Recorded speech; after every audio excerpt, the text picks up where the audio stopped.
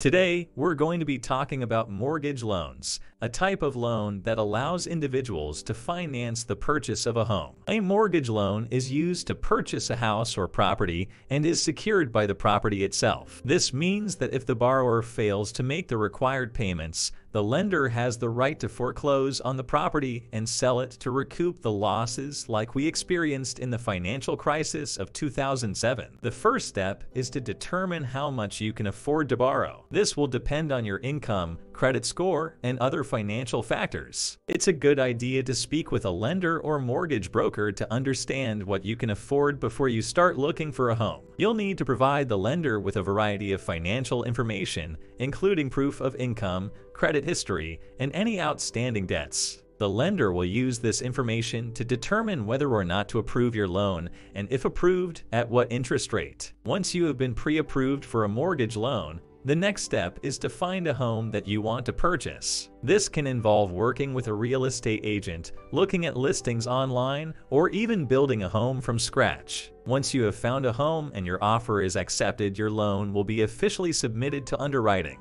Your appraisal will be scheduled and be ready to submit conditions to your loan approval. Common ones are updated bank statements, pay stubs, and company financials if you are self-employed. Once you receive a clear to close from your lender, they will draw final loan docs for you to review and sign. Included is the promissory note, which is a legally binding document that outlines the terms of the loan. Finally, the last step is funding your loan and getting the keys to your new home. So that's a brief overview of the mortgage loan process in the US. It can be a complex and time-consuming process, but with the right preparation and guidance, it can be a very rewarding experience. Thanks for watching, and we hope you found this video helpful. Please subscribe as we will provide more in-depth look at the different type of loans available from conventional, jumbo, non-QM, and construction loans.